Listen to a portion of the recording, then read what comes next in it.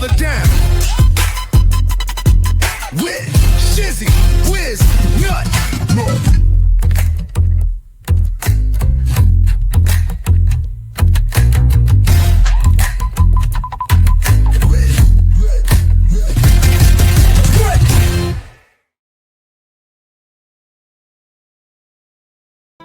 An open letter to White Claw Bev, Part 2.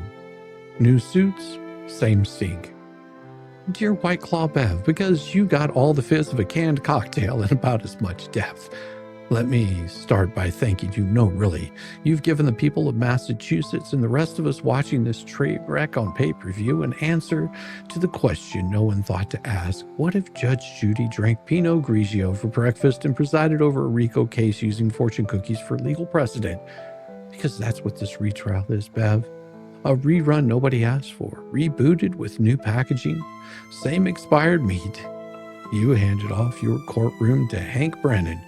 And got to say, if this is what special prosecutor means now, I can't wait for the Commonwealth to assign a Chuck E. Cheese animatronic to lead closing arguments.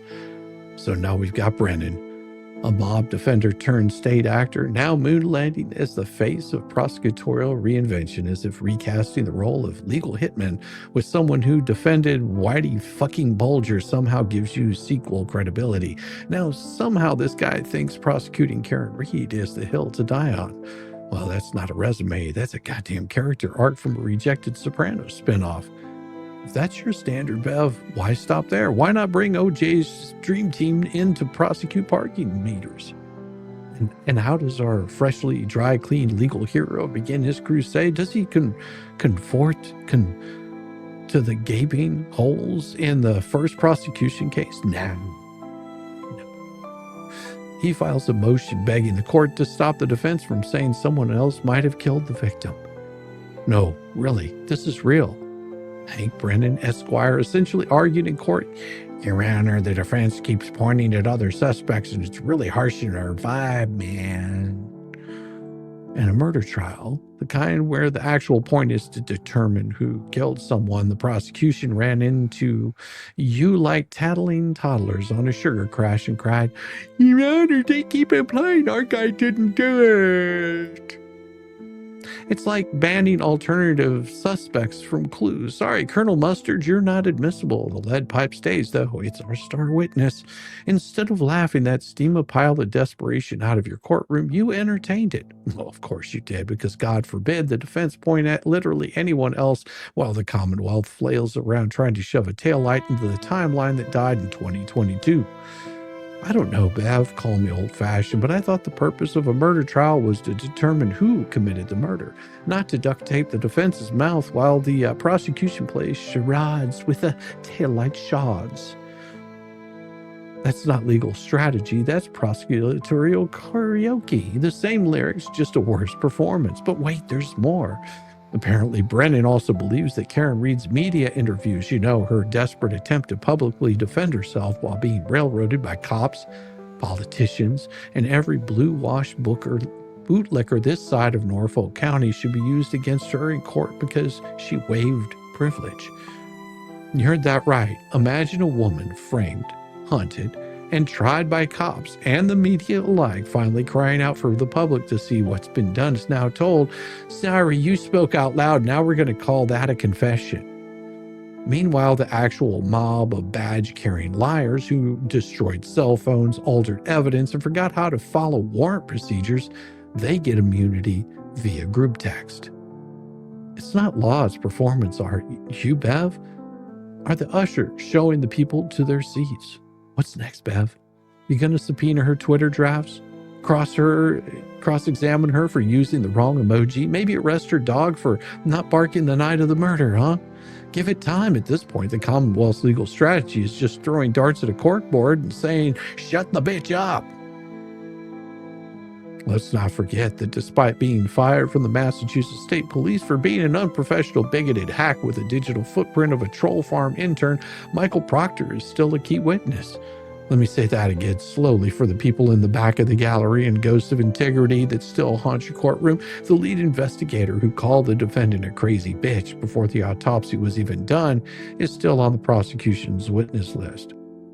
You didn't toss his testimony. You didn't sanction the Commonwealth. You just slapped some freebies on his carrier and told the jury, please ignore the smell of misconduct. This is just justice cooking. That's not an oversight, Bev. That's complicity.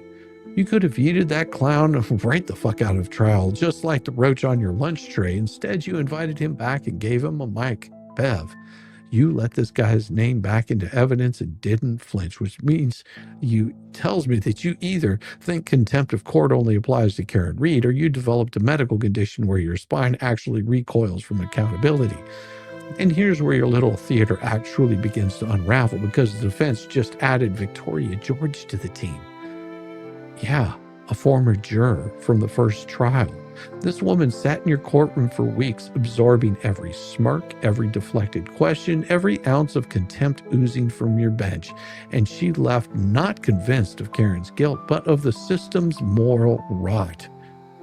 Now she's on the defense team, which I assume caused at least one Commonwealth flunky to go home and shit his pants, or just cry into his tactical vest. Think about how bad a trial has to be for a juror to say, you know what, I'm switching teams. I don't want a refund. I want fucking vengeance.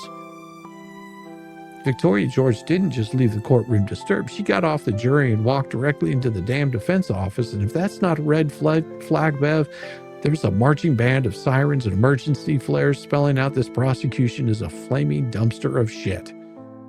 And yet you carry on like a cruise director on the Titanic, insisting the shuffleboard tournament will continue while the ship is half underwater. Well, let's not lie to each other, Bev. You're not hosting a trial, you're hosting a state-sponsored PR campaign disguised as due process, a courtroom where the prosecution gets to rehearse, rebrand, and reboot their fantasy, and the defense, well, they get punished for noticing the glaring plot holes. You could have used this retrial to restore faith in the system. Instead, you doubled down on the script and handed Brennan a mic with the volume stuck on bullshit. And next time, we'll talk about the actual court-filed skeletons, the cell phones lost, the evidence mishandled, and the actual filings showing the Commonwealth withheld surveillance for over a year. But for now, let's just savor the irony. A mob lawyer is prosecuting a woman for murder, and one person who couldn't stop the absurdity is cheering from the bench. Cheers, Shizzywhiznut, Velcro-shoed sarcasm-fueled courtroom janitor for judicial messes. Still here, still disgusted, still wondering, is this justice, or is just Massachusetts with a hangover? And still, your daddy. It is about time. Let's break this mother down. With Shizzywhiznut.